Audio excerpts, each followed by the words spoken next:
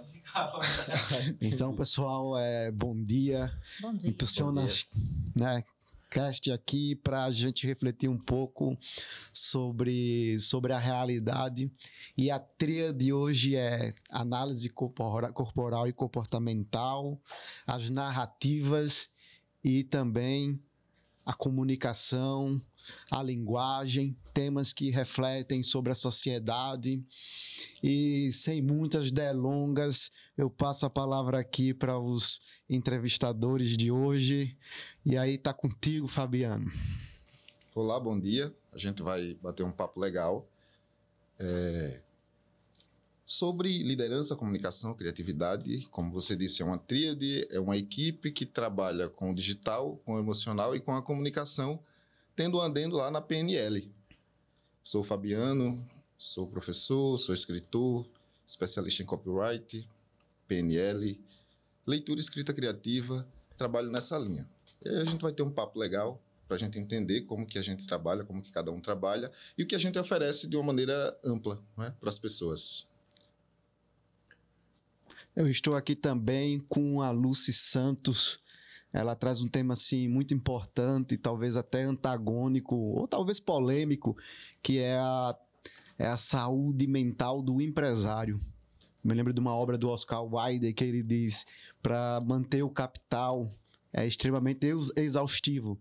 Então não é apenas a classe trabalhadora que sofre. A gente fala muito sobre a classe trabalhadora e esquece do empresário. Então eu peço a Lucy Santos que se apresente. Bom dia, pessoal. É muito bom estar aqui hoje com vocês. Eu sou a Lucy Santos, sou terapeuta e analista comportamental, com foco em reorganização emocional, tanto no campo pessoal quanto dentro das empresas. E hoje estou aqui para bater um papo e trazer um pouco sobre a saúde mental, que além dos colaboradores, os empresários precisam se organizar emocionalmente para uma entrega genuína para os seus funcionários, como também para a sociedade. Muito obrigado, Lucy. Eu estou aqui também com Claudemir Silva, passou pela física, é um entusiasta, uma pessoa que questiona o mundo, a realidade, cineasta, o cara da estratégia digital. Então, Claudemir, fale um pouco de você para o público. Apesar de trabalhar em várias áreas assim, o foco do trabalho, na maior parte das vezes, é dentro do mercado criativo, do mercado digital, né? As pessoas normalmente, quando me perguntam: Claudemir, o que você faz? Qual a sua principal atividade? Eu costumo dizer que eu sou um provocador. Porque quando eu faço as provocações, eu tenho insights. E através dessa troca, as pessoas começam a encontrar o próprio caminho. Aí nisso a gente desenvolve metodologias, seja para empresas, seja para projetos. E a partir disso eu ajudo as pessoas a extraírem as ideias e as ações que já estão dentro delas. Porque eu acredito que cada um de nós, a gente tem uma coisa única que a gente pode entregar. E é isso que eu costumo dizer que é criatividade. Muito bem. Bom, depois dessa primeira rodada aqui da tríade, né? Este que vos fala, Lucas Omena. Eu sou filósofo, doutor em filosofia alemã, estudo Martin Heidegger, mais de 10 livros publicados. Então, estou num ambiente aqui extremamente agradável para poder discutir, para poder refletir sobre a realidade. Então, o livro, né, a letra, o espaço da discussão é algo central, é o cerne da minha atividade. Sou professor também do Instituto Federal de Alagoas. Então, falar em livro, né, falar em vida acadêmica, o Fabiano, ele escreveu um livro, O Novo Chefe e os 7 Pecados da Fala. Né? É um livro que parte de uma narrativa leve para tratar de algo profundo. Sim. Isso aí gerou muita curiosidade, porque me faz lembrar dos métodos, inclusive aristotélicos, né? Partir do simples para o complexo. Né? Então, eu quero que você, primeiramente, aborde essa comunicação por meio da ficção. Certo. Então, estudando PNL, eu tive contato com esses temas, né? Os 7 pecados da fala. E eu achei isso incrível. Eu disse, poxa, isso é muito interessante. E enquanto estudava PNL, eu também estava me especializando em copyright. E aí estava muito nessa linha de escrita, storytelling, roteiro. E algumas das atividades da especialização era justamente escrever, né? Produzir texto, porque fazia parte do estudo ali, texto intencionado e tal. E na PNL eu peguei essa ideia do 7 pecados e disse, poxa, eu vou colocar isso numa história, né? O ato de contar a história é algo que, desde sempre, né? Desde que o homem é o homem que temos esse hábito de contar história. E é algo que até hoje é muito utilizado. Para você aprender melhor, para você compreender, nós temos um gosto muito grande, tanto por contar, como também por ouvir história. E aí, foi a partir daí que eu quis colocar, né, dentro de um enredo, esses termos. 7 pecados já fala, que também se enquadra com o que a gente faz, né, com o que a gente leva para as pessoas. Basicamente isso. Legal, Fabiano. Inclusive, uma das discussões da literatura antropológica o que de fato caracteriza o ser humano. É a linguagem, é o trabalho, é a capacidade de produção, é a técnica, ou até perguntas como fazia Ludovico Wittgenstein, o que é que vem primeiro, a linguagem ou o pensamento? O pensamento como narrativa. Então, essa sua abordagem é muito interessante, e toda a linguagem, ela também é uma expressão corporal. E aí, conversando com a Lucy, né, me lembro de Merleau-Ponty, que fala que o corpo fala. Né? Essa capacidade de comunicação do corpo.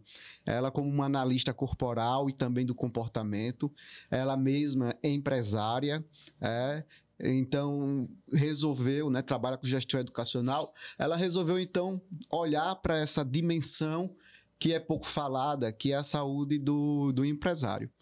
Eu penso que é razoável, Lucy, fazer a seguinte pergunta: qual é o custo invisível que líderes e empresários pagam por não cuidarem da saúde emocional e no ambiente de trabalho, né? Quais são as consequências, os impactos, porque a gente vê que tem muito empresário que realmente esquece da saúde mental. Então, queria que você comentasse, né, esse espectro que está dentro da realidade do empreendedorismo. Isso. O custo invisível, ele é silencioso, mas também ele é real e alto. Porque um líder, que ele está emocionalmente travado, ele vai pagar com uma custa muito alta, que é com funcionários desmotivados, problemas constantes. Até ele mesmo paga com a saúde. E já aconteceu isso comigo enquanto empresária. Então, né, falando em linguagem, a gente não pode esquecer que o corpo também fala. Merleau-Ponty acusa isso na sua obra.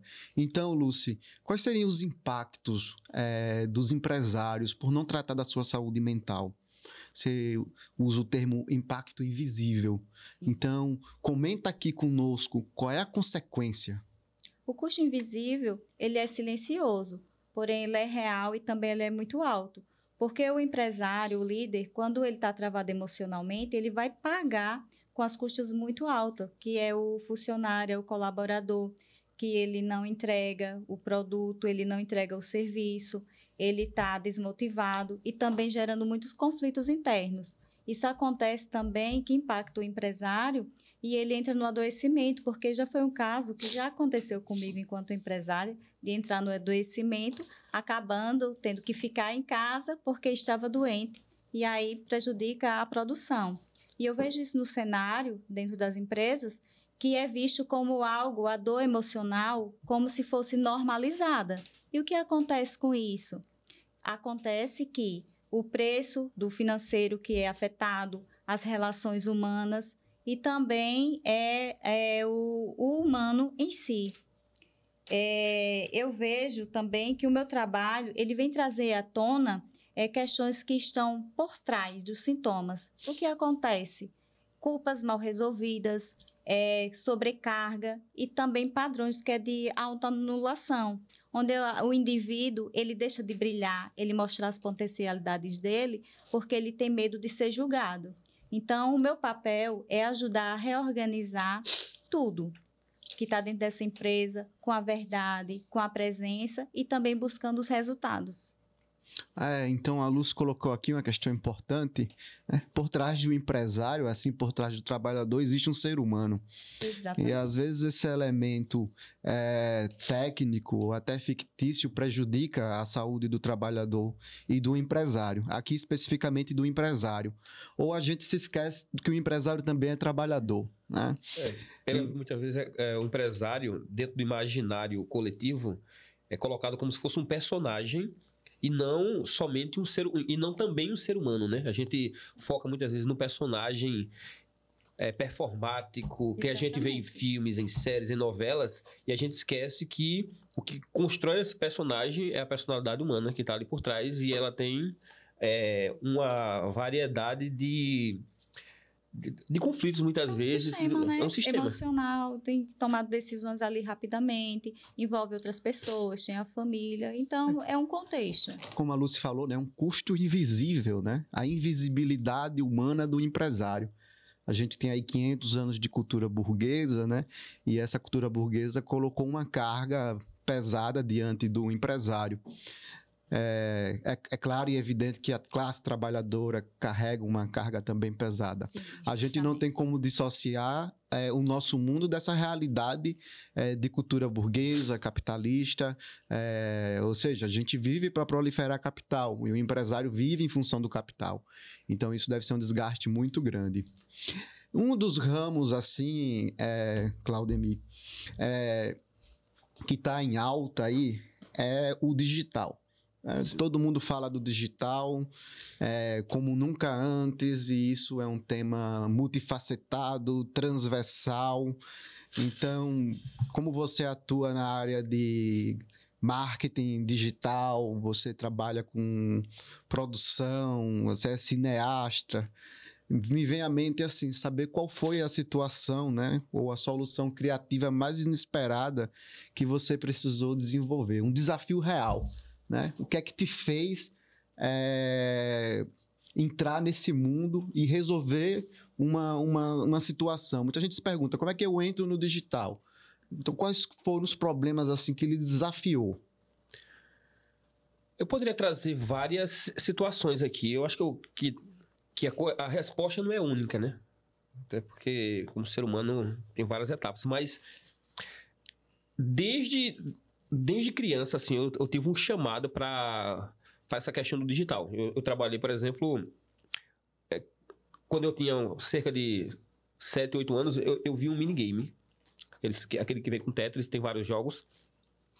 Era do meu primo. E aquilo me brilhou os olhos. Só que anos depois, eu vou trazer uma observação aqui que vai dar mais contribuição para as pessoas olharem para esse local.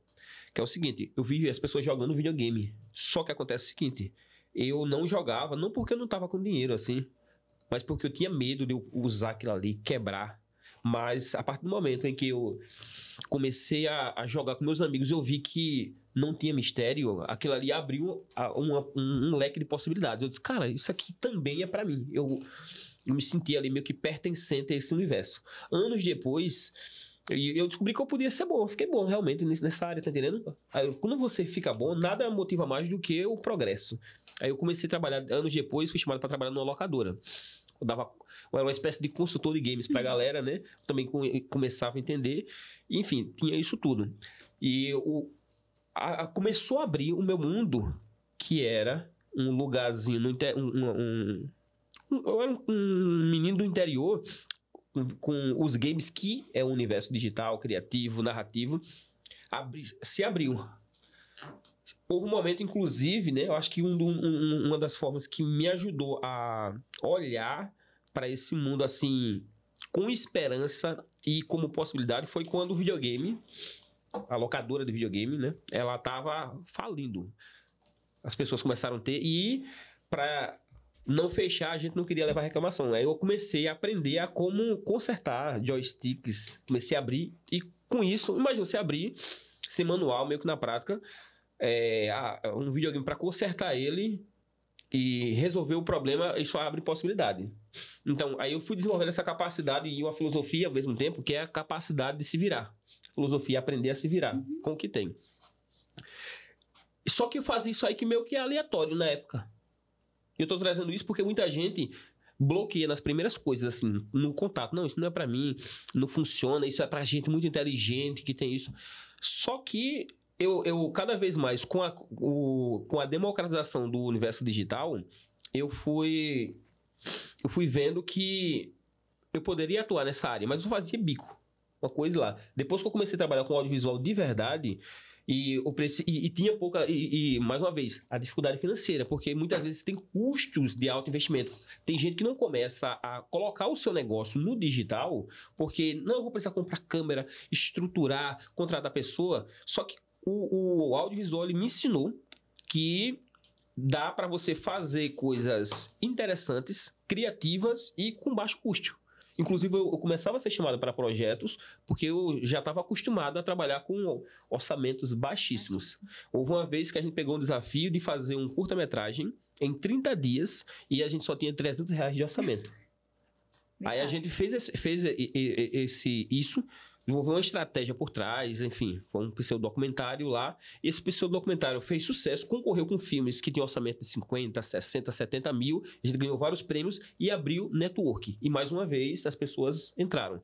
E o que acontece? Só que eu não tinha entrado no modo profissional ainda. Só que depois da pandemia ali, quando começou a pandemia, eu já tinha acumulado um repertório interessante. E repertório ele dá confiança, repertório e prática, e aí eu comecei a atuar profissionalmente, ajudando pessoas a levarem os seus negócios para o digital. Por quê? Porque a partir de 2020, trabalhar no universo digital, lidar com esse mercado digital e com práticas digitais, deixou de ser uma opção e se tornou uma obrigação para pessoas de todas as idades. Você vê hoje em dia velhinhas obrigadas a usarem o WhatsApp, quebrarem a cabeça. Por quê? Porque o mundo, a comunicação do mundo, ela se tornou meio que conectada diretamente ao universo digital. Aí surgiu uma nova dor. E com essa nova dor surgiu também um vácuo de mercado. E cada vez mais foram surgindo oportunidades locais. Eu comecei a trabalhar para agências grandes, fazer lançamentos, uma coisa e outra. E estou trabalhando até hoje nisso, criando produtos, ajudando pessoas e me sentindo útil socialmente.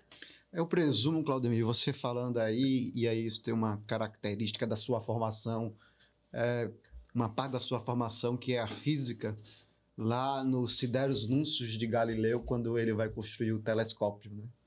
Aliás, ele fala de um certo Flamengo que fez um telescópio, começou com algo muito simples e aquilo ali acabou revolucionando a própria ciência e a própria tecnologia. Então, quando você coloca assim que com orçamento baixo você entrou no digital, conseguiu produzir, isso acaba sendo um incentivo para que as pessoas se interessem pelo digital também. E um chamado também é a inovação.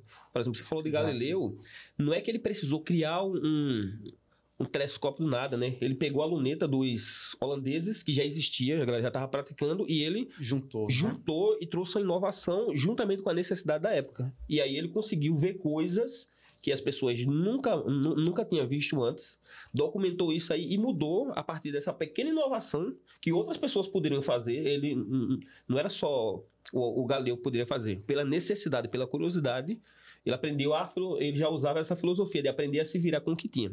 Exatamente. E abriu um novo leque. Você usou um termo muito interessante, né? Ele passou a enxergar coisas que ninguém via. Né? Na Universidade de Pisa, os acadêmicos se negavam a olhar para o telescópio do Galileu. Desculpa, e dentro do contexto dele, quando você inova e faz as pessoas verem coisas que elas nunca viram, você abre a possibilidade de quebrar paradigmas. Exatamente. E esses paradigmas, né, que é um termo que vem lá do autor, do físico e filósofo Thomas Kuhn, quebrar paradigmas. Isso envolve também o universo de linguagem, né? De que maneira você vai transmitir essa linguagem, né? O Galileu lá falou que o universo é escrito em linguagem matemática. O Fabiano, né, nos 7 Pecados da Fala, né, ele traz algumas questões pertinentes, né? Eu gostaria de fazer a seguinte pergunta para ele. Os 7 pecados da fala atrapalham a rotina produtiva em um ambiente profissional? O Claudemir falou aqui da experiência dele de produção, a Lúcia falou da importância da saúde mental, mas e a fala? Em que local ela se situa? Pois é, né? Em que local ela se situa? Eu trabalho com pessoas desde sempre, né? De uma forma mais intensa desde 2009, são quase 16 anos. E aí eu lido com desde adolescentes a pessoas adultas. Então, são um público bem diversos, né? Pessoas com nível médio, fundamental, e pessoas com nível superior. E os 7 pecados, quando eu li, quando eu conheci, eu fiquei muito entusiasmado, porque eu pensei... Primeiro eu fiz uma autoanálise, né? Uma autoanálise. Será que eu estou cometendo esses pecados? Até que ponto eu cometo? Você podia citar para o Sim. público esses 7 pecados? Eu vou citar pelo menos alguns deles para a gente não se estender, e aí a gente pode se aprofundar e conhecer, né, também. Claro. Mas, por exemplo, né, você tem a fofoca. A fofoca, ela gera desconfiança no ambiente profissional. E a desconfiança, ela vai gerar atrito. O Maquiavel, no Príncipe, ele dedica um capítulo à fofoca, né? Os bajuladores e etc. Isso. Então, gera uma desconfiança que, consequentemente, gera um atrito, e isso é um problema, certo? Assim como também, por exemplo, a reclamação. Você está num ambiente que as pessoas reclamam muito, coloca você numa condição de estagnação, não é? E o que é que acontece? Uma pessoa que reclama muito, ela não busca soluções. O Claudio me falou sobre essa coisa de buscar e tentar resolver. Uma pessoa que reclama muito, ela se fecha para achar soluções, né, para determinadas coisas. E isso acaba sendo um problema. Assim como também o pessimista, ele deixa o ambiente pesado, porque nada vai dar certo. E nós, seres humanos, temos aquela coisa de energia, não é verdade? E a energia, ela pode tanto te inspirar como te deixar quieto. Certo? Pessimista, né? Para cada solução que é dada, ele traz mais um problema. Traz mais um problema. Então, até certo ponto é importante você ser pessimista. Uma fofoquinha também não faz mal a ninguém de vez em quando, mas agora, quando isso se torna... Será? Sempre, quando está sempre, isso se torna um problema, né? E aí, como eu disse, né? Eu fiz essa autoanálise. Por exemplo, no meu caso... Eu nunca fui de reclamar, né? Não é uma característica minha reclamar, desde de criança, adolescente e tal. Mas fofoca, né? Ali no ciclo de amigo, você ficava curioso quando alguém dizia algo de um colega seu. Fulano fez isso, eu queria saber, né? E também queria contar quando eu sabia algo de alguém para alguém. E aí, a gente nasce na cultura da fofoca, né? É o vizinho, é a igreja, a escola... E a fofoca também, ela gera aquele sentimento de pertencimento. E esse sentimento de pertencimento é intrínseco a nós, seres humanos, socialmente. Isso. A grande questão é, por exemplo, no ambiente profissional, você ter esse policiamento. Quando eu conheço os 7 pecados da fala, né, eu não só me protejo, né, enquanto pessoa, porque depois que eu conheci... Quando eu ia falar com alguém que eu percebia que eu estava indo para um caminho, vou focar no meu propósito, né? E, ao mesmo tempo, eu também percebo nas pessoas quando elas estão colocando isso para você. Então, parece coisas simples, mas às vezes pode ser o que atrapalha, o que gere ruído dentro de uma empresa, dentro da sua própria vida, não é? Porque é preciso se proteger dessas pessoas. A pessoa não necessariamente ela comete um dos pecados, ela pode cometer 2, 3 ou todos. Como que eu lido com isso? Então, eu estou num ambiente que eu tenho pessoas pessimistas, pessoas que reclamam, pessoas dogmáticas, pessoas que são exageradas. Como que faz para lidar? Pessoas que julgam muito, geram um ruído muito grande.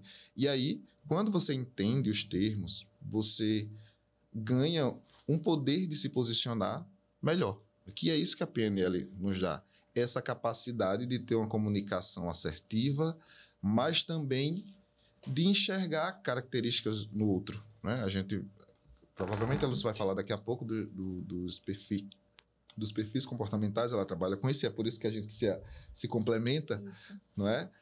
Porque é uma comunicação onde eu trago uma profundidade, porque eu me conheço, quando a gente parte do viés da PNL, né? Eu me conheço, eu sei de onde eu venho, eu sei as minhas fraquezas, os meus potenciais, e ao mesmo tempo também eu enxergo no outro essas questões. Então, quando eu sento para conversar com a pessoa, eu já faço uma autoanálise, uma análise da pessoa para entender como é que ela funciona, e a partir daí eu gero o meu discurso para essa pessoa.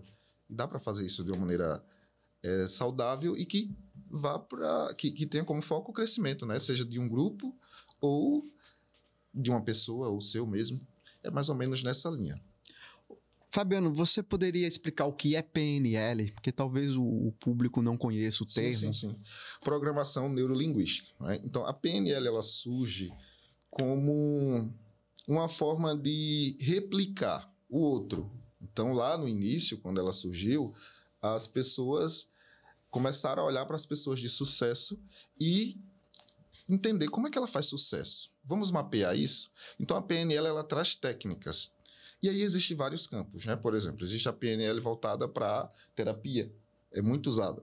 O meu professor de PNL, ele direciona para a terapia. Então, tem muitas técnicas, né? Essa questão de você fazer a autoanálise, de você voltar no tempo, entender, né? De repente, você tem medo de falar em público, então existe técnica dentro da PNL que vai fazer você lidar com isso. Mas tem também a PNL voltada para a expressão corporal, por exemplo.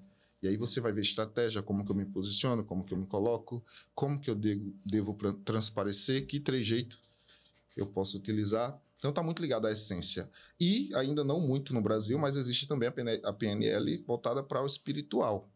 Então, em poucas palavras, a PNL ela te permite ter um posicionamento centrado, uma visão holística das coisas e um argumento preciso, bem direcionado. Certo? É basicamente isso, a proposta da PNL. Até porque um dos elementos, você falou da espiritualidade, um dos elementos da religiosidade é a linguagem. Sim. Né? O rito, a liturgia, a leitura constante da Bíblia. Então, esse elemento está muito próximo da realidade. E como você colocou aí, ele se aproxima também da realidade do trabalho. Né? A gente está discutindo aqui com a Lúcia as questões do impacto da saúde ambiental no mundo empresarial. O Freud afirma que todos nós nascemos com trauma. Nascer já é um trauma, né? Inclusive, a gente já nasce chorando. Né? Se a gente não chorar, é sinal de que a gente está doente e o médico vai dar umas palmadas no bumbum do bebê para ele chorar e isso é sinal de vitalidade. Mas é traumático. Né? E ao longo da vida e até o fim dela, a gente vai adquirir muitos traumas. Entretanto, existem traumas que são próprios da realidade da vida, na nossa condição, digamos, fática, e existem traumas que são adquiridos e que geram patologias. Exato. E a gente vê no cenário, inclusive pesquisando sobre esse tema, estatísticas de empresários doentes, com patologias, com traumas que não foram resolvidos. Isso vai gerar um impacto na performance da empresa. Né? Então, como esse empresário doente, traumatizado, convive com a empresa, qual é o impacto que isso causa quando ele não procura, por exemplo, o terapeuta, ele não procura o tratamento, porque há uma resistência entre os empresários em procurar o tratamento da própria saúde mental. É a ideia de que ele tem que ser infalível, irredutível. Exato. Então, Lucy, comenta sobre isso. O trauma, quando ele não é tratado, ele não vai desaparecer. Ele apenas vai se instalando no campo emocional, na estrutura emocional do indivíduo. E esse trauma, ele vai comandando as pessoas nas escolhas, nas reações, no direcionamento. Para um exemplo de um empresário que ele tem um conflito, que ele evita o conflito nas relações pessoais e também dentro da empresa e acaba se sobrecarregando, porque ele fica guardado só para si. Então, ele, em alguns momentos, ele está ali protegendo uma ferida emocional, que ele não quer que venha à tona. E isso vai refletir também no funcionário, que, por vez, ele acaba trazendo experiências também do passado, né, que ele acaba se invalidando ou se punindo, porque aí são experiências que foram vividas lá na infância, que não foram resolvidas, também nos trabalhos anteriores e nas relações, e onde vem, né, a análise do perfil comportamental, que quando essas feridas não são resolvidas lá atrás e são mascaradas com o tempo, né, as feridas da rejeição, da humilhação, do abandono. Então, isso vai repercutir também nas empresas, porque ninguém vai chegar na empresa e vou deixar o meu trauma lá fora. Olha, vítima, vou deixar você, a minha rejeição, e aqui eu vou só operar na minha função. Então, quando esses traumas eles não são resolvidos, isso vai, de certa forma, o trauma vai gerando repetições, e essas repetições vai gerar sabotagem no crescimento, tanto pessoal quanto na empresa. E o meu trabalho como terapeuta, como uma estrategista, hoje em empresas, né, nesse campo terapêutico, é justamente reorganizar o emocional, começando com a liderança, que com certeza vai repercutir também nos seus colaboradores. Então, eu vou lá no cerne das questões, buscar mais a fundo as emoções, o que está limitando, para trazer essa clareza do que está, né, por trás de tudo isso, e ajudar as ações e reorganizar essas funções dentro da empresa, ou seja, trazendo a ordem. Vejam o quão é importante, né, a saúde mental do empresário, né? O quão os traumas eles refletem na nossa vida. E ora, se reflete na nossa vida, na vida do empresário, vai refletir na própria empresa, nos próprios funcionários. Como você falou anteriormente, Lucy, o empresário ele está sempre numa situação de tensão. Totalmente. Né? Está sempre ali trabalhando com mercadoria, está trabalhando com pessoas, com seres humanos. Então, um trauma não resolvido, não tratado, pode repercutir negativamente na empresa. Né? Negativamente na empresa. Tem uma frase que é proferida, né, em situações como essas, é que empresa forte, CPF forte. Uhum. Aí faz sentido para você, Lúcia, isso aí? Até onde isso é válido? Para mim faz muito sentido. Inclusive, já pegando uma coisa mais da filosofia também, tem uma parte que muitas vezes a empresa ela não se posiciona, ela trava, ou ela tá no universo digital, ela meio que fica uma cópia de outra. Aí uma coisa que quando eu vou trocar ideia com uma pessoa, normalmente eu faço a provocação, que é, onde é que tá tu? Porque se tudo que você faz é tu, e você tá fazendo uma coisa que não é você, né? Onde é que tá você dentro disso? Enfim, tem essa provocação aí que isso provém do próprio CPF da pessoa.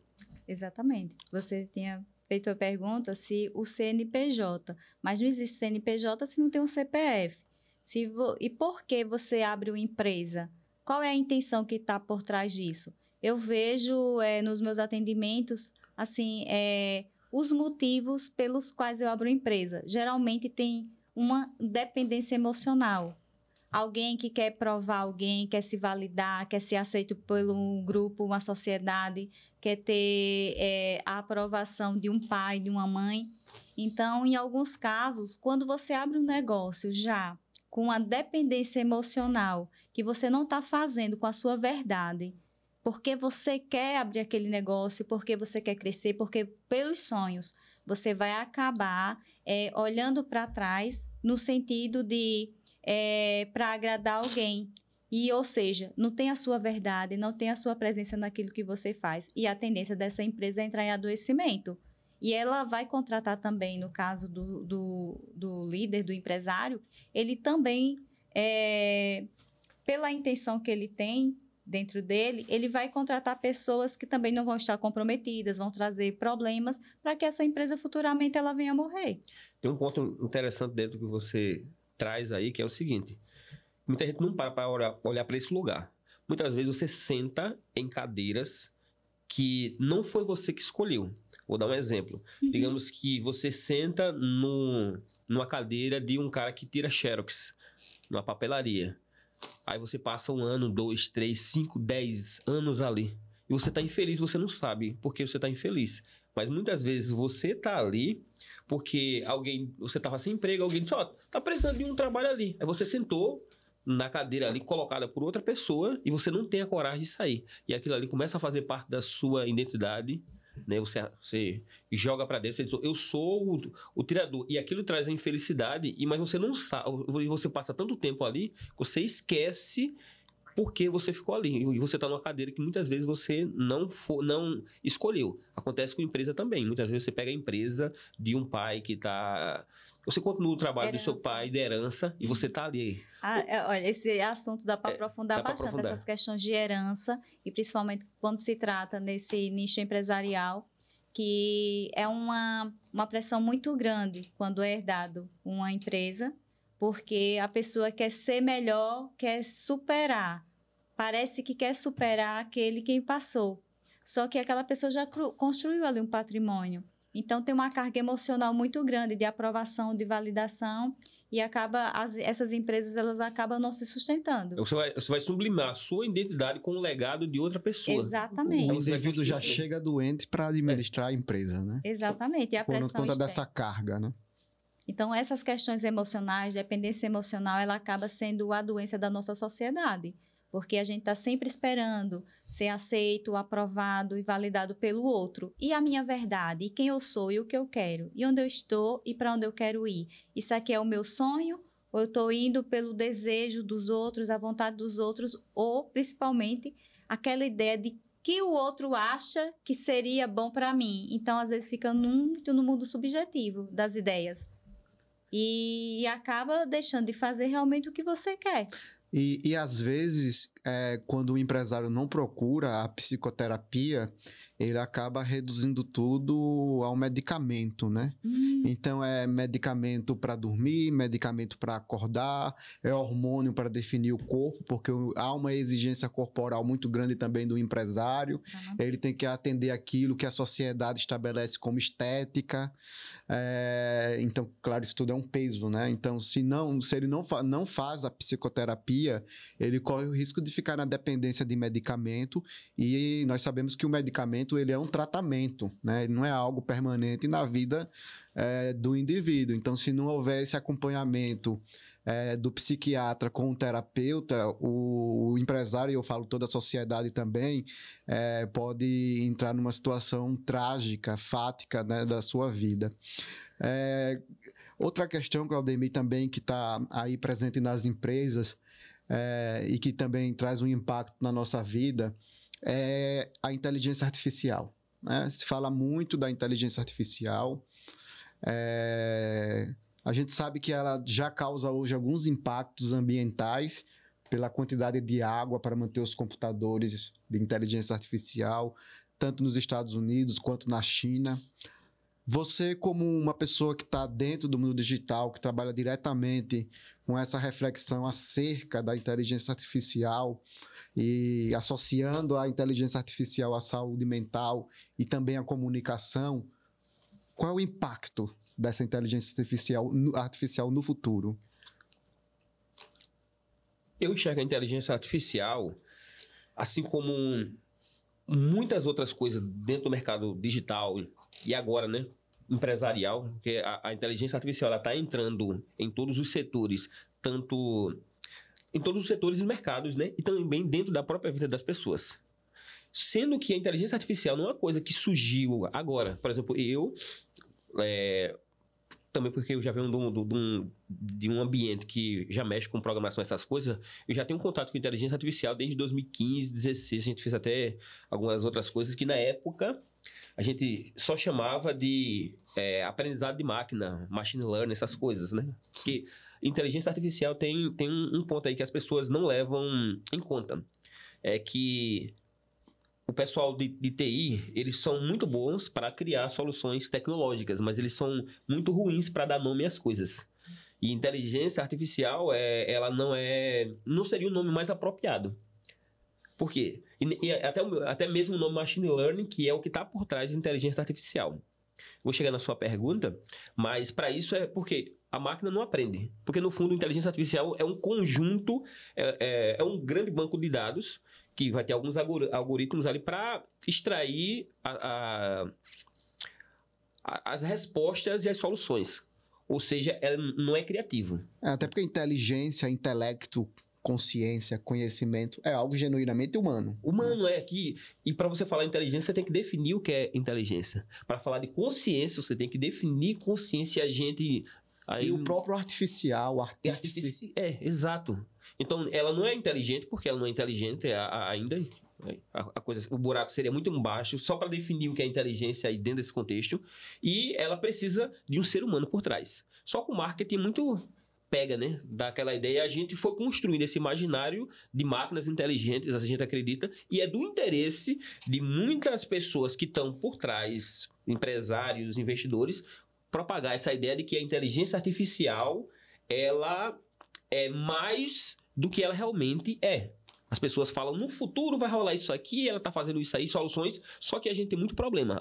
A inteligência artificial, o lugar dela é o lugar de ferramenta. As pessoas estão colocando a inteligência artificial quase como uma espécie de Deus que vai trazer todas as soluções às perguntas. Só que no contexto de um usuário de tecnologia, você é obrigado, se você quiser jogar esse jogo, né? Se você quiser ser um ser ativo, a ser mais inteligente do que a máquina. Você falando isso, eu me lembro de uma entrevista feita ao Papa Francisco. O entrevistador perguntou o que é que ele pensava sobre a inteligência artificial. E ele respondeu, o que me preocupa não é a inteligência artificial, mas é a burrice humana. Exato. E tem vários outros pontos. O primeiro ponto, eu acho que para você conseguir navegar nesse universo que, tipo, não dá para retroceder agora. Só que você vai precisar conectar os pinos. Primeiro, inteligência artificial, computadores são ferramentas. Mas para você usar essa ferramenta, você vai precisar de uma coisa chamada intencionalidade. Você vai ter que saber o que você quer com aquilo. Porque senão você se perde, você é levado. Não tem isso aqui da moda, tem isso, e hoje em dia não dá. Usar ferramentas digitais é uma coisa prática. É você aprender e colocar em prática. Porque se você for esperar ter um corpo de conhecimento para aplicar aquilo ali, a tecnologia já vai ter mudado e aquele conhecimento já vai estar obsoleto. Então, é praticidade. Se você for acumular, não funciona. Você não vai conseguir jogar esse jogo. Porque a inovação está sendo cada vez mais rápida, a mudança, e por necessidade. E qual é o desafio? Quando eu vou conversar com as pessoas, eu tenho seja em consultorias ou em bate-papo mesmo, eu tenho um grande desafio que às vezes falta até paciência. Que as pessoas não têm a coragem de olhar para dentro e de quererem as coisas. Se eu perguntar para a maior parte das pessoas, como você queria estar vivendo daqui a 5 anos? As pessoas não sabem. Elas vão travar. Elas não têm coragem nem de sonhar. Se dizer, não, eu queria ganhar o dobro que eu ganho, eu queria isso. Elas, rapaz, eu nem sei. Não sei o quê. Qual um valor por ano para você fazer? Rapaz, eu não sei. Se você pudesse fazer alguma coisa, usar inteligência, usar o mercado digital ao seu favor, o que você faria? Eu não sei, ou seja, falta intencionalidade. Quando você não sabe o que você quer, vai chegar alguém ou vai chegar uma ferramenta que vai dizer o que você deve querer. E é por isso que a gente tem todo esse, cada vez mais, pessoas frustradas, depressivas. Por quê? Porque elas deixam de ser o que elas querem ser, né? Porque elas não sabem o que querem ser e elas vão olhar o que fulaninho ou um modo ideal de viver. Logo ela vai estar copiando outra pessoa e é como se a alma ela punisse quando você faz isso. E qual é o ponto? Assim, aí vamos dar um passo atrás e falar de inteligência artificial novamente. Quando você usa, por exemplo, coloca essas ferramentas como centro e você orbitar em torno, que é o que acontece, as pessoas usam basicamente, por exemplo, hoje é muito comum as pessoas usarem como terapeuta, né? Inteligência artificial. Exatamente. Existe uma crítica, inclusive, da Associação Brasileira de Psicanálise, de Psicologia, sobre a inteligência artificial como terapeuta. Ou como a dona da verdade. Por exemplo, as pessoas... Deixa eu perguntar aqui ao ChatGPT, deixa eu perguntar ao Gemini o que ele diz. As pessoas não têm coragem nem de terem a própria opinião. Porque elas acham que a opinião dela, ou seja, que a experiência real no mundo, ela é inferior a uma resposta que a inteligência artificial pode dar. Ela subestima a própria existência dela. Capacidade. A experiência real com o mundo... que ela tem. Então, esse é um problema. E isso é causado pela falta de intencionalidade. É claro que é difícil você saber e você fica paralisado pelo paradoxo de escolha. Né? Quando você tem várias escolhas, você paralisa. Só que isso precisa ser um exercício diário para você conseguir saber o que você quer. Imagina você viver passivamente porque você não sabe o que quer. Tem como ter saúde mental, tem como viver bem, tem como ser criativo, tem como inovar. É difícil. Não, porque está sempre buscando fora o que devia encontrar dentro. Mas aí não tem tempo para isso, não quer olhar para isso porque tem um custo. E as pessoas não querem pagar mais pelo custo. Elas querem as coisas prontas nas mãos. E tem outro ponto aí, já pegando um gancho, não sei se eu respondi a sua pergunta ainda inteira, mas tem outro ponto, é o seguinte, que são duas coisas que movem basicamente 99, eu chutaria que 99,9 dos seres humanos, que é a ideia de identidade, né? De querer afirmar eu sou aquilo aqui, e aquilo outro, e a de pertencimento. Houve uma confusão dentro disso. E as pessoas, a tendência nossa como ser humano é meio que buscar, como a Lúcia falou anteriormente, né? É você buscar ser amado, reconhecido e aceito. Por quais tipos de pessoas? Aí vem a pegadinha. Por pessoas que você admira, você respeita, ou pessoas que você inveja. Quando você entra na internet, você vai encontrar pessoas que você admira e você vai encontrar pessoas que você inveja também, né? A gente tem redes sociais para isso. E qual é a pegada? Quando você vê a pessoa performando em redes sociais o tempo todo, e você vive uma vida comum, tem até uma frase interessante, parece que é do Chesterton, que ele diz o seguinte: não existe nada mais impressionante do que um homem comum, numa família comum e tudo mais. As pessoas não querem ser comuns. As pessoas acham que deve ser aquilo. Logo, quando ela precisa... Ele fala, não existe nada mais extraordinário do que uma família, né? Ele diz que é algo surpreendente, né? Que é o pai, a mãe, o filho. Uhum. Aí hoje em dia as pessoas não... E que de fato né? Aquele equilíbrio e o que é a vida mesmo. Aí quando você vê aquilo ali, você tem vergonha de existir. O que mais existe é você conversar com as pessoas e você sente, cara, a pessoa tem vergonha da existência dela, né? As pessoas, se elas pudessem, elas não apareceriam. E hoje em dia a gente tem muitas válvulas de escape para isso. E é por isso que as pessoas não expressam a identidade. Cada vez mais você vê pessoas uma copiando a outra, achando que o estilo de vida da outra é superior ao dela, sendo que não existe nada mais único do que a experiência individual de cada pessoa.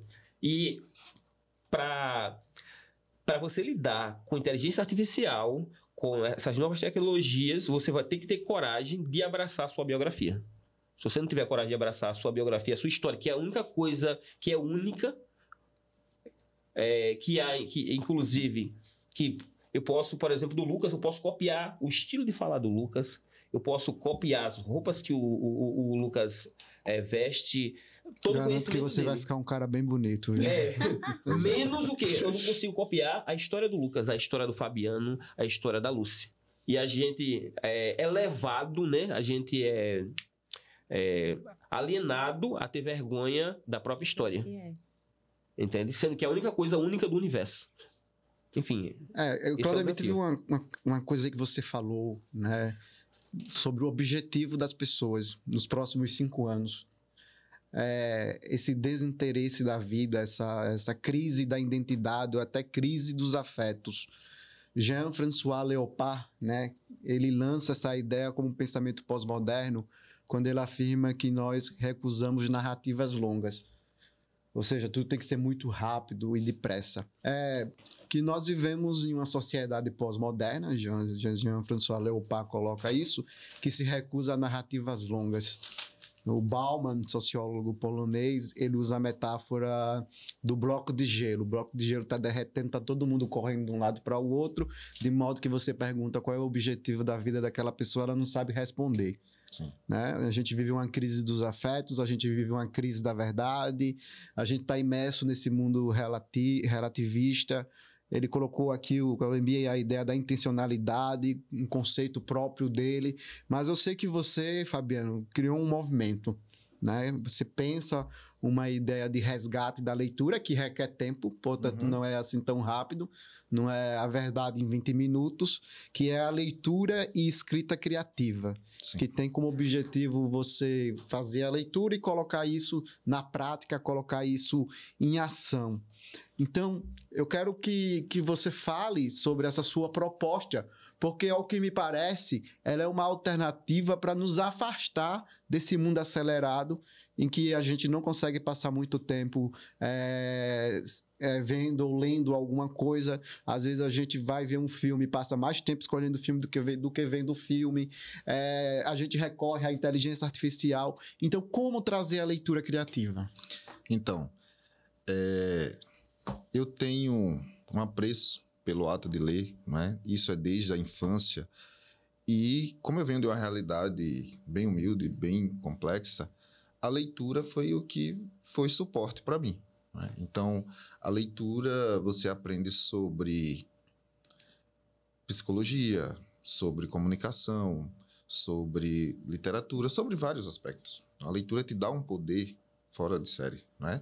Quem lê enxerga mais sobre si, sobre o outro, sobre o mundo que o cerca. Ou seja, eu costumo dizer que a leitura dá mesmo superpoderes, né? Quando eu penso no movimento leitura escrita criativa, é meio que como uma dívida social, né? No sentido de que, a partir do momento que eu paro para ler, e quando eu falo ler, não necessariamente é somente o livro, principalmente o livro, mas eu posso estudar por meio de um podcast, né? Por meio de um vídeo no YouTube, você ter essa constante busca por conhecimento, partindo daquela ideia pré-socrática, né? O que sei é que nada sei, e aí você sempre procurar estar aprendendo, renovando, porque o mundo gira numa linha assim. Fabiano, seria interessante você apresentar o seu livro também para o público. Pronto, pois bem, vou apresentar sim, tá aqui, né? Eu acho que é para aquela câmera ali. O Novo Chefe, o Sete Pecados já fala. E o livro, né, não deixa de ser um resultado da leitura escrita criativa, porque o que acontece? Um dos propósitos do movimento é justamente este: a gente ler muito, nós estudamos muito, temos muito conhecimento, mas como que a gente faz para materializar esse conhecimento?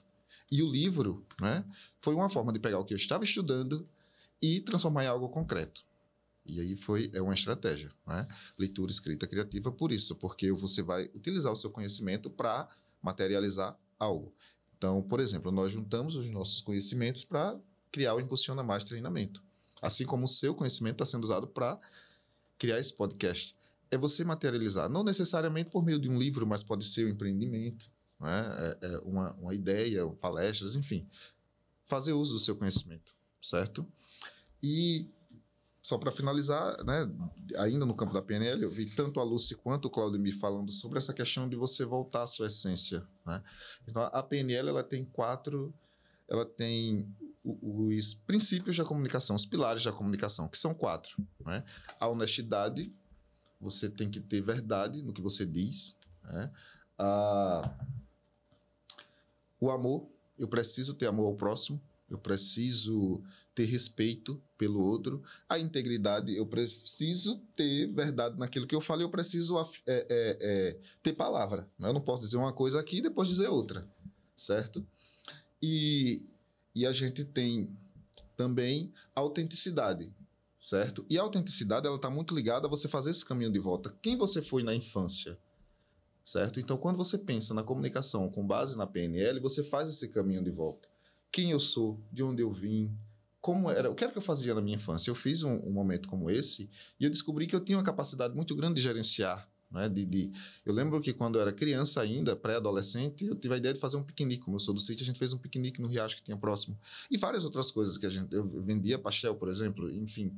Então você, de alguma forma, se fortalece e você consegue trazer sua essência por meio da comunicação, quando a gente tem esse olhar focado na PNL. Certo? É basicamente nessa linha, é você potencializar a comunicação, considerando você, quem você é, que isso é importante, como o Claudio me colocou, e também entendendo mais o outro, como é que as pessoas funcionam, né? Porque dependendo de onde você está, você vai ter um certo posicionamento. Você, o professor, por exemplo, um estudante que está iniciando, ele se comporta de um jeito, o que está terminando já é de outro, né? Isso em várias esferas sociais, a gente tem esses traços, esses perfis. Basicamente isso. É muito interessante a sua fala, Fabiano, quando você diz, né, voltar para o original. Isso é uma expressão que aparece na filosofia do Heidegger, ele usa o termo originário. Perfeito. Ele fala que talvez o equilíbrio humano e, portanto, o futuro da humanidade esteja no passado, na origem, no originário, né? Resgatar esses elementos originários. Você falou aí do seu contexto bucólico e o quanto isso lhe fez pensar numa comunicação possível, de tornar a leitura possível, né? A gente lê como a gente toma água, né? Não lê pela obrigação da leitura, mas pelo prazer que ela causa, dela ser algo do nosso dia a dia, né? O Claudio me falava agora há pouco de uma pessoa idosa aprendendo a mexer no celular, né? Hoje os mais jovens aprendem espontaneamente. Por que a gente não lê espontaneamente? né, no Brasil. Então, isso é bastante pertinente. E você falou, né, a leitura ela abre essa capacidade do ser humano de enxergar o mundo, de ampliar, de viajar, né? Carl Sagan dizia, né, que coisa interessante é um livro, né? Me liga a um pensamento do passado. Talvez essa ausência de leitura, Lucy, faça com que as pessoas também caiam no desespero, né? Quem lê pouco tem uma tendência ao adoecimento, porque vai se ocupar com coisas inúteis. Você é terapeuta, então, evidentemente, você criou uma metodologia. Sim. Eu queria que você explicasse duas coisas, porque a gente falou muito aqui sobre o empresário, mas a gente esquece da empresária, né? Da mulher, que é uma outra situação. Tem mulheres que estão administrando empresas, né? Grandes empresas. E grandes empresas, né? Grandes grupos, e que isso, se a gente for olhar dentro da perspectiva da história moderna, é algo recente. Né? Então, eu quero que você fale sobre a sua metodologia e qual é o papel da mulher empresarial, como essa mulher está convivendo numa empresa, que está convivendo muitas vezes numa empresa que a maioria dos funcionários são homens. Também. Como é que está a situação mental dela, como é que é o comportamento das mulheres no mundo empresarial. E, como eu falei, a sua metodologia. Sim. O novo papel da mulher não é mais de estar consertando o que outras pessoas quebraram. Ela está num lugar que ela não sustenta mais o que silenciosamente, sabe, afetava ou oprimia. O novo papel dessa mulher, ela lidera com coragem, ela está ali presente, ela não ofusca mais o brilho dela, a presença que é para ser aceita. Isso é muito importante. Eu me lembro daquele livro da Simone de Beauvoir, O Segundo Sexo. Ela diz que para o homem tudo é muito mais fácil porque o homem não precisa se firmar no mundo. Sim. Ele já nasce homem. E a mulher tem que se firmar. E isso traz impactos estéticos, emocionais e etc. Né? O homem é tranquilo. Na sociedade entende que o empresário é o homem. Mas a mulher, para se colocar no mercado, é difícil. Historicamente foi difícil. Imagina enquanto empresária, né? Enquanto empresária, porque tem esse olhar, né? Que agora não é dela se obrigar a se afirmar no lugar, mas é a mulher que, quando ela reorganiza seu campo emocional, e ela quebra principalmente essa culpa, porque existe muita culpa em todo mundo, mas essa culpa de ser quem é, de dizer para que veio de verdade. Então, quando quebra essa culpa, esse silêncio, ela se mostra e quebrando essa questão do lugar dela de liberdade. Quando ela quebra esse silêncio interno e quebra essas culpas, ela pode ser quem ela é. Então, ela vem com a verdade, ela vem inteira, ela vem presente. E hoje eu sou essa mulher, que eu me reconstruí e hoje eu tenho ajudado outras pessoas, também homens, viu? Atendo homens, empresários, a ver de dentro para fora, né? Mostrar quem é a verdade do que faz, com propósito, com intenção. E hoje, como empresária, analista comportamental e também estrategista nas empresas, eu venho trazendo essa abordagem que é de cuidar da cultura, que é do bem-estar, né? Porque aí, quando você está bem, o empresário primeiro ele precisa estar bem para ele fazer o bem aos seus colaboradores, à sua família e o grupo que ele pertence. É isso. Muito bem, Lucy. O quão importante é refletir, né, sobre a inserção da mulher no mercado de trabalho e como empresária, né? E cuidar da saúde mental, esse cuidado, que traz novamente aquela questão do sentido da vida, né, e que o Claudemir aponta como intencionalidade. Então, Claudemir, diante dessas provocações aqui que perpassam a linguagem, o trabalho, o contexto mesmo da vida, da realidade vital do ser humano, o ser humano que cai no mundo para existir, o que seria essa intencionalidade? Seria uma alternativa? Ou é simplesmente um conceito técnico? Como é que você pensa? Você já comentou, obviamente, mas eu quero que você traga essa intencionalidade para o cotidiano. Quando eu falo de intencionalidade, né, como eu falei da coragem de ter presença no mundo.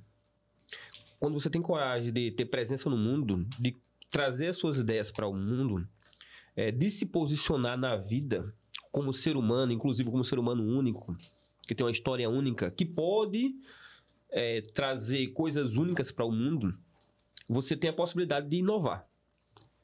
Quando eu falo de intencionalidade, eu estou falando justamente dessa necessidade que muitas vezes é necessária, sobretudo dentro do mercado digital. Você precisa, não só para a vida, né? A vida, obviamente, para a gente... Quando você não age com intencionalidade, né? Quando você não está... Eu imagino que a vida é movimento, a vida é ação. Quando você não está agindo, sabendo o que está fazendo, primeiramente é um desperdício de vida. Você não está na vida, você não está presente na vida. Então alguém está meio que dizendo que você tem que viver. Então você já perde um pedaço da vida. E o outro ponto é que no mercado de trabalho, onde existem ferramentas, se você não for intencional, você vai ser só meio que uma massa de manobra, seja de ferramentas, seja de pessoas. E hoje em dia, também, vai ser uma ferramenta ideológica também. Você vai ser usado como ferramenta ideológica. Por quê? Porque você não tem a capacidade e a coragem de ser. É difícil? É um desafio.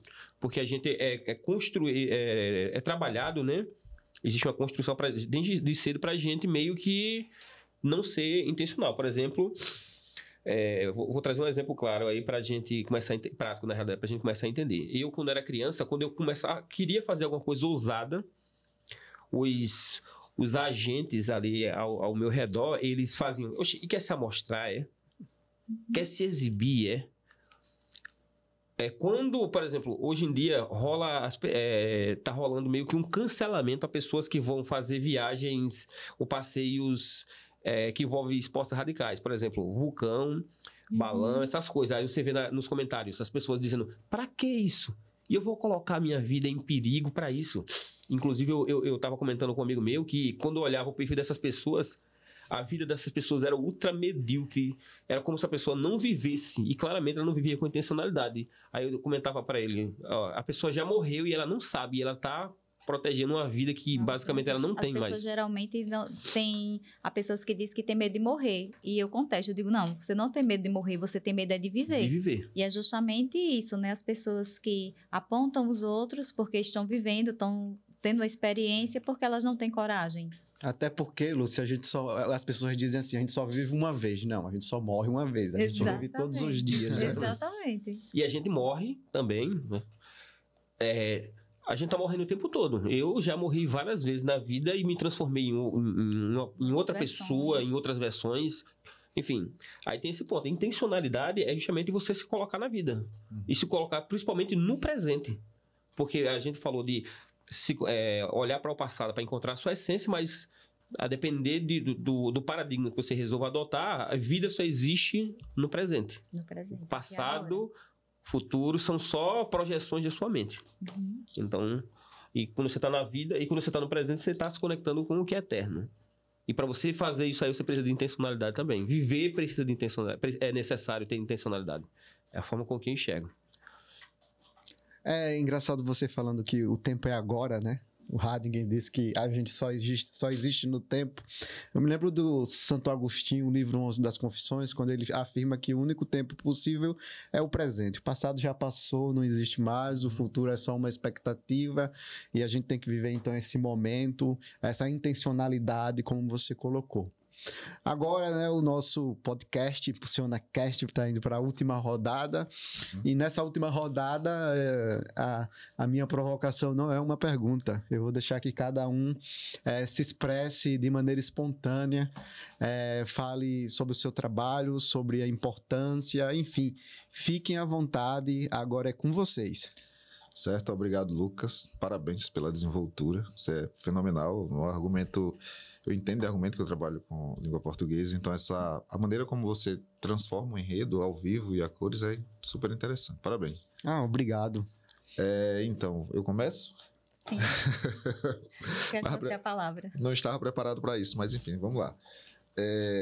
Então, o que eu faço, né? Dentro da minha filosofia, essa questão de incentivar a leitura, porque a leitura ela tem esse poder transformador. Eu falo por mim. certo? E aí eu volto, quando eu coloco leitura, não necessariamente somente a partir do livro, principalmente por ele, que no caso é por onde eu vou e utilizo mais. E é essa coisa de você se provocar mesmo, de você entender que você pode mais, você buscar a sua essência e achar o seu espaço, né? E aí você precisa buscar esse equilíbrio que o nosso trabalho tenta trazer de certa forma, né? Hoje são 3 dores muito presentes na sociedade, que é essa questão de como que eu lido com o digital, como que eu me posiciono por meio dele, né? E o emocional, como que eu faço para lidar com o emocional? E a comunicação? Hoje, quando você estuda, né, os meios de comunicação, a maneira de se comunicar, mudou e está mudando, né? O que servia antes já não serve agora, e aí você volta com uma coisa que usava antes e traz para o presente. Então, tem muito isso. Se colocar, né, presente de uma forma equilibrada é crucial nos dias de hoje, né? E a leitura, pelo menos no meu caso, é onde está o meu superpoder, é a minha base.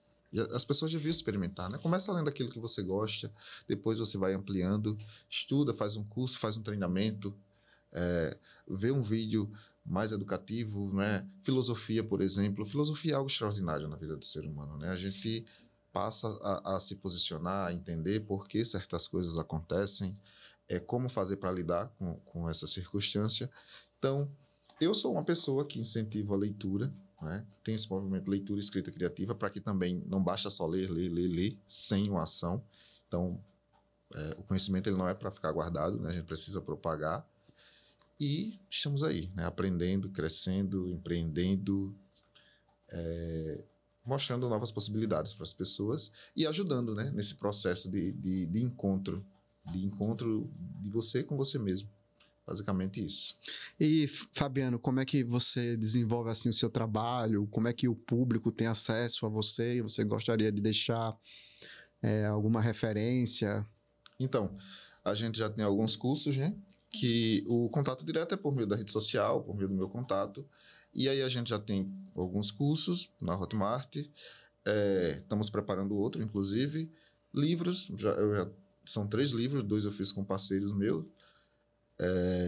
Além de mentoria, né? A gente também já trabalhou com mentoria.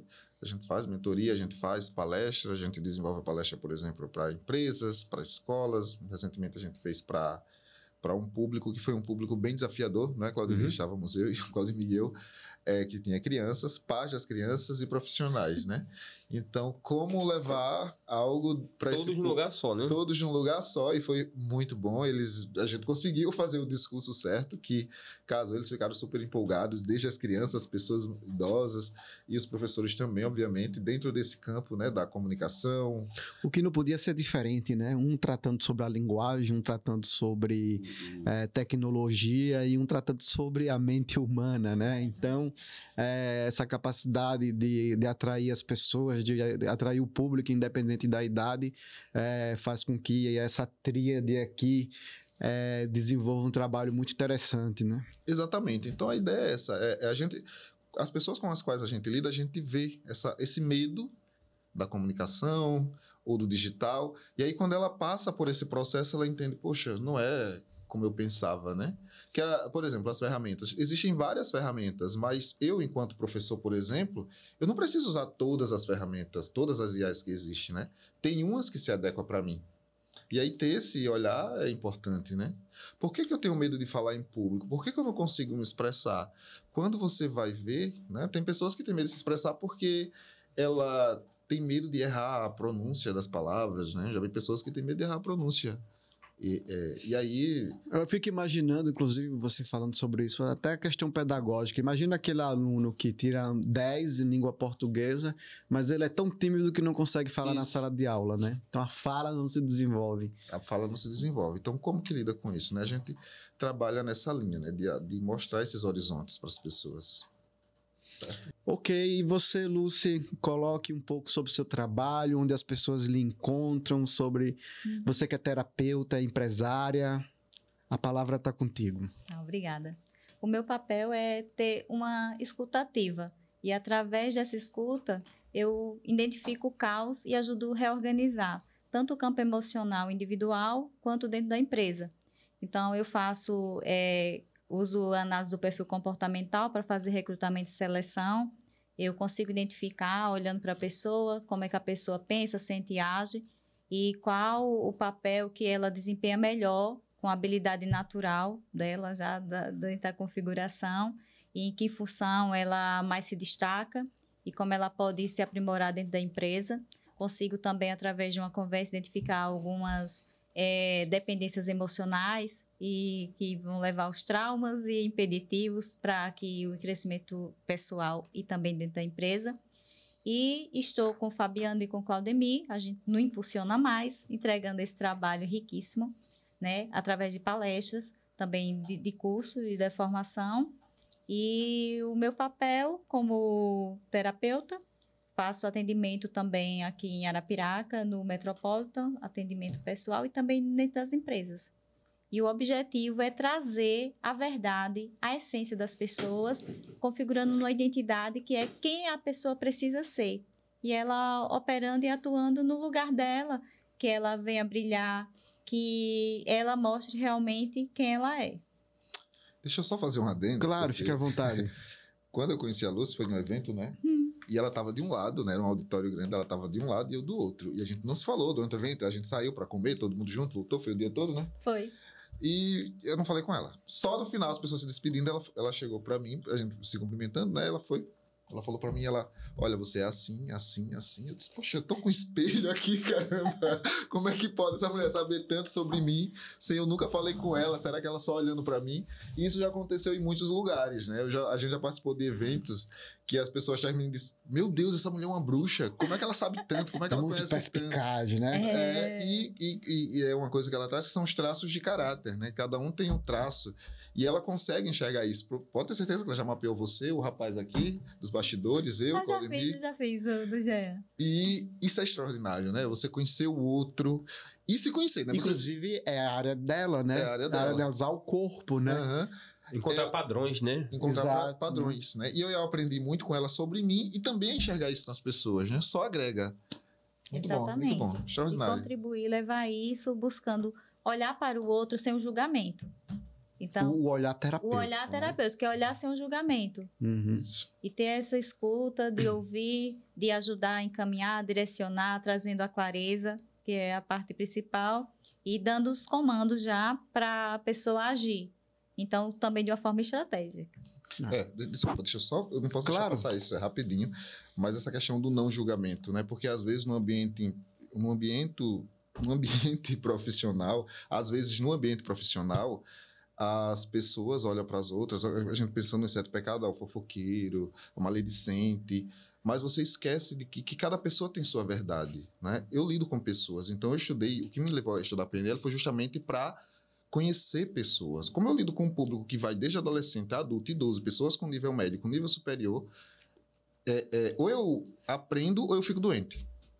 E aí hoje eu olho para as pessoas tentando encontrar justamente essa questão da essência, porque cada pessoa ela tem uma essência, ela tem uma verdade, como dizem, cada ponto de vista é visto de um ponto, e às vezes o empresário com os seus liderados ali, ele precisa entender que as pessoas têm isso, porque não dá para você sair tirando as pessoas, às vezes você pode trabalhar aquela pessoa, não é?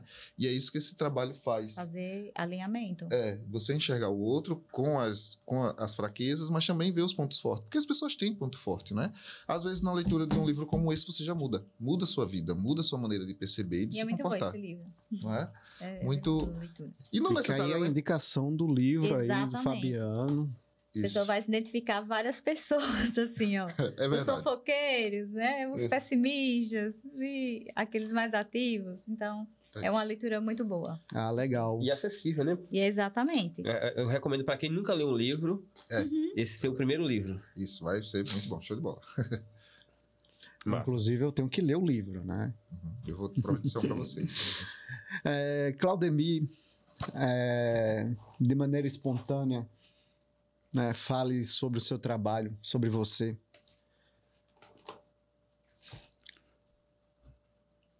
O trabalho que eu faço, sobretudo recentemente, se eu fosse deixar... A mensagem que eu queria deixar aqui por último é que o mundo está passando por muita mudança.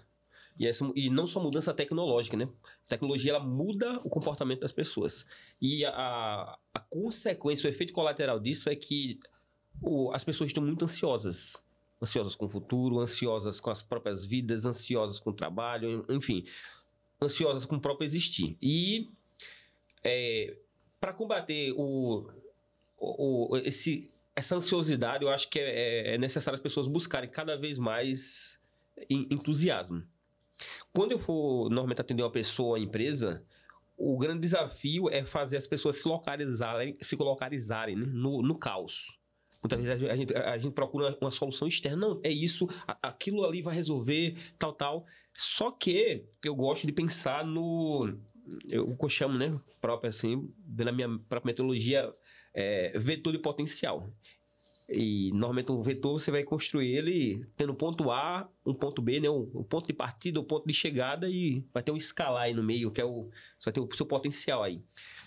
E cada um é individual. Só que muita gente foca muito no ponto B, não preciso chegar ali, eu tenho que ir para aquele lugar, o mundo está indo para ali. Só que eu defendo, por experiência própria, muitas vezes eu me resolvo os meus desafios e de pessoas justamente fazendo isso aí, que é encontrar o ponto A de cada um.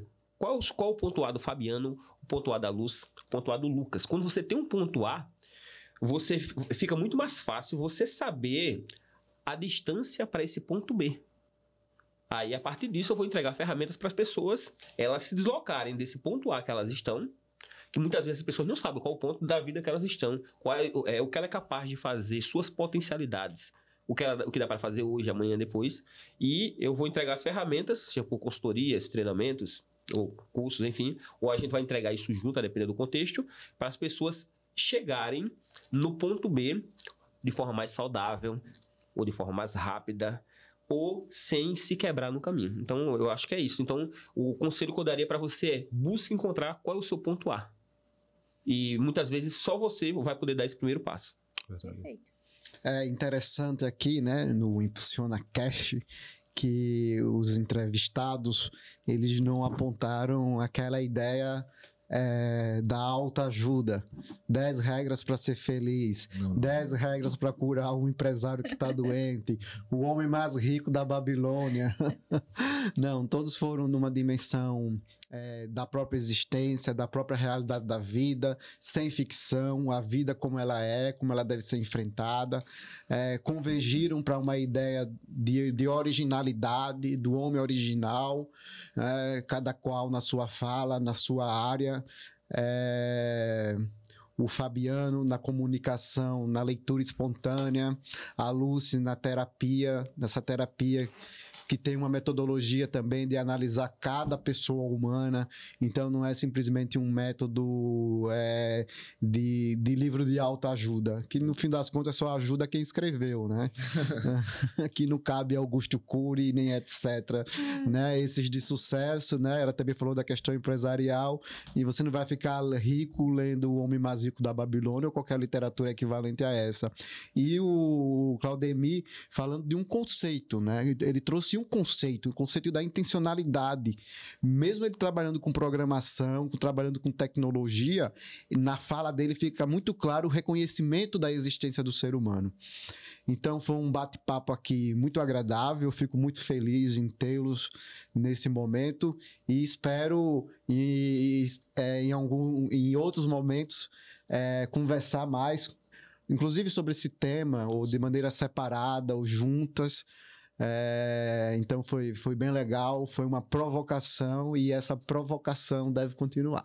Com certeza. Vamos fazer mais momentos como esse. Estar aqui hoje. Vamos pensar no próximo.